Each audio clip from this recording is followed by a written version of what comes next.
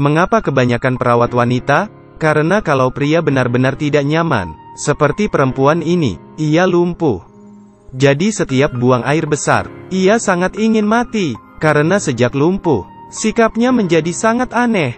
Kebanyakan perawat selalu dimarahi hingga melarikan diri. Kelamaan, sangat sedikit orang yang datang untuk melamar. Hingga hari ini, seorang pria datang untuk melamar menjadi perawat. Ia bernama Leo, seorang petinju. Meski di dalam hati si perempuan ada 100 tidak mau, tapi ia tetap memutuskan untuk memberi kesempatan kepada Leo. Di hari pertama kerja, si wanita berkata ia ingin membaca buku, memasang meja untuk meletakkan buku. Ia meletakkan buku yang ingin ia baca, kemudian memberikan tongkat ke mulut si perempuan. Leo sudah boleh pergi. Ia merasa pekerjaannya sangat santai dan mudah. Tapi Lucia berkata kepadanya, di malam hari harus melakukan pemeriksaan.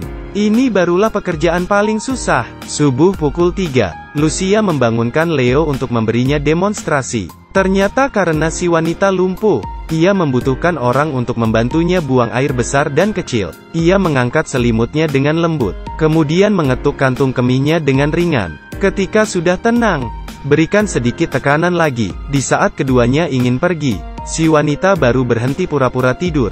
Bagi dia, ini hal yang biasa, tapi dia malu dengan ajaran yang ia pelajari. Keesokan paginya Leo ketiduran. Si wanita yang tidak bisa apa-apa, marah dan berteriak.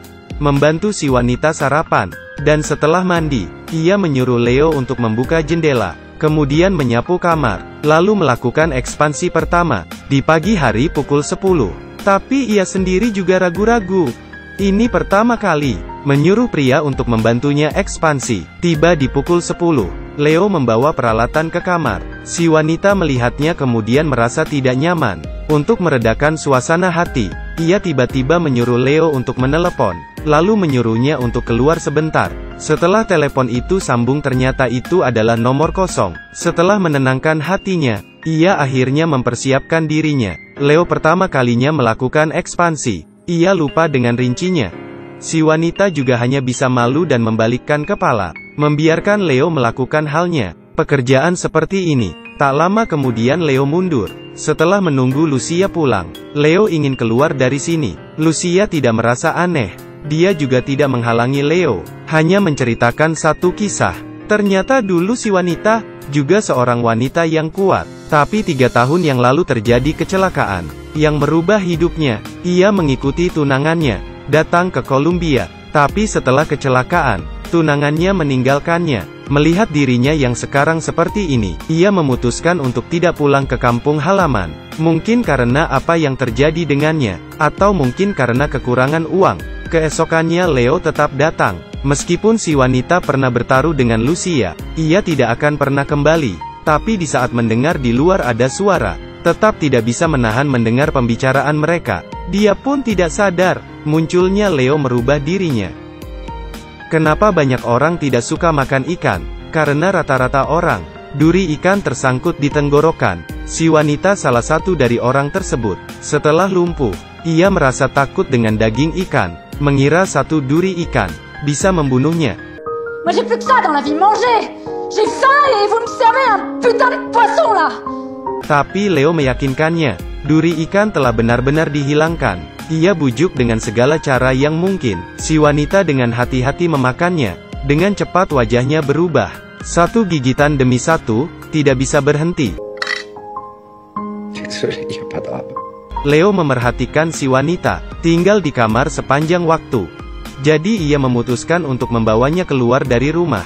Tapi itu ditentang keras oleh si wanita. Banyak orang membawanya pergi, mencederai dirinya di tangga. Namun, Leo mengabaikan keberatan si wanita, langsung menggendongnya ke atas. Melihat pemandangan di luar kamar, si wanita juga berhenti mengomel. Leo menyuruh si wanita untuk menutup mata dan bermain suatu permainan. Ia mengeluarkan sebotol parfum dan menyuruhnya untuk menebak wanginya. Ia pun dengan mudah menjawab 2 pertanyaan. Merasa ada pencapaian kecil, membuatnya tidak merasa tidak berguna. Bukan hanya si wanita yang berubah.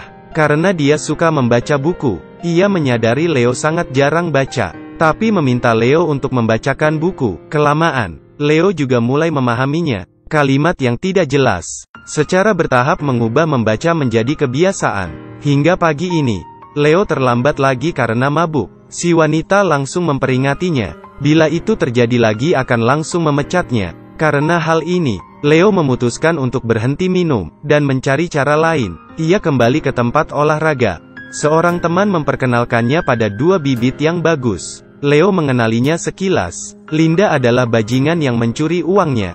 Tapi bukan saja dia tidak membalas dendam pribadinya, bahkan berjanji akan memberikan Linda setengah dari hadiah uang.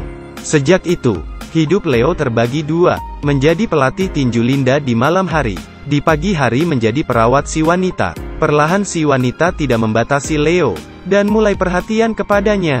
Dia bisa berpikir apakah Leo sudah memiliki pacar. Bahkan khawatir Lucia memiliki kesan yang baik pada Leo. Di saat Leo tidak ada, ia bisa berpikir apa yang sedang dilakukan Leo. Mungkin dia sendiri tidak sadar, ia sudah memiliki perasaan terhadap Leo. Hingga hari ini, Leo membawa Linda keluar makan. Tapi siapa sangka Linda yang hangat dan lincah, mendapat masalah saat ia menari, langsung memukul penari hingga mimisan. Leo menarik Linda keluar dari hotel, tapi pihak lawan dengan cepat mengejarnya dengan mobil. Untuk melindungi Linda, Leo dipukul hingga luka parah.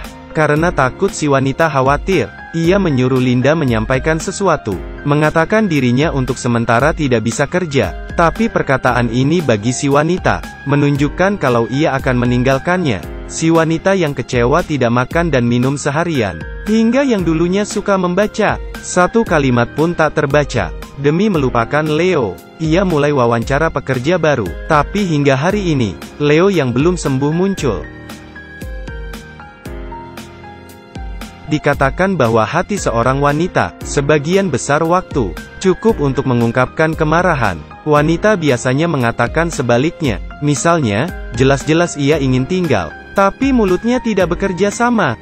Vous avez 2 jours de retard, je vous avais prévenu, vous êtes viré. Leo menyatakan lagi, ia ingin tetap kerja, tapi si wanita yang tersakiti tetap menolaknya. Setelah mengusir Leo, ia sangat menyesal. Hari-hari selanjutnya, ia kembali ke seharian yang bosan, hingga ingin mati.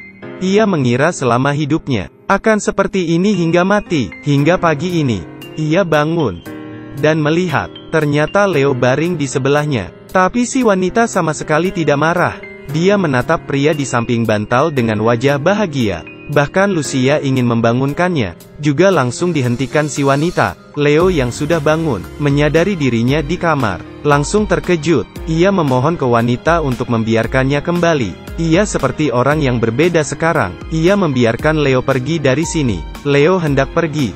Tiba-tiba kembali lagi. Ia menebak bahwa si wanita sedang mengerjai dia, pria di depannya. Si wanita juga tidak tahan lagi. Mais décidément, vous comprenez rien ce matin. Mais qu'est-ce qu'il y a à comprendre? Je vous parle de souffrance. De la souffrance de vos va-et-vient, de vos allers-retours, de vos... Je pars, je reste, je m'en vais, je reviens. Si wanita akhirnya mengatakan semuanya. Setelah mengakui perasaannya, kemudian ia mengubah sikapnya, menyuruh Leo pergi menyiapkan sarapan. Leo sangat mengerti. Si wanita memaafkan dirinya sendiri. Mereka kembali seperti dulu. Leo membawanya ke taman untuk jalan, dan membacakan buku untuknya, di bawah pohon.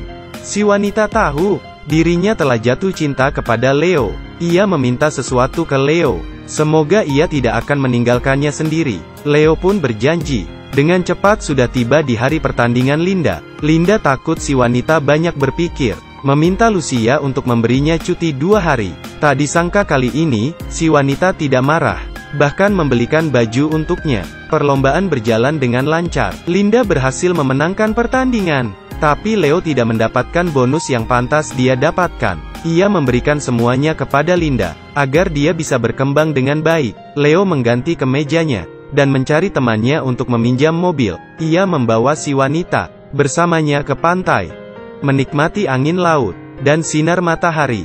Dalam tanggung jawab, mereka melewati batas diri. Dari pertama kali yang sangat berbeda, hingga sekarang saling bergantung. Cinta yang dikembangkan. Mereka saling menemani, saling berubah, menjadi hubungan yang indah.